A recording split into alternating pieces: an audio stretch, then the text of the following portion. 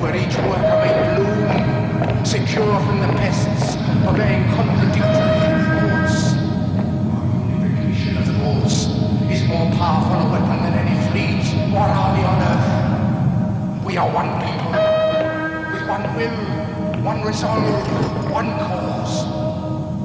Our enemies shall talk themselves to death, and we will bury them with their own confusion. We shall prevail. On January 24th, Apple Computer will introduce Macintosh. And you'll see why 1984 won't be like 1984.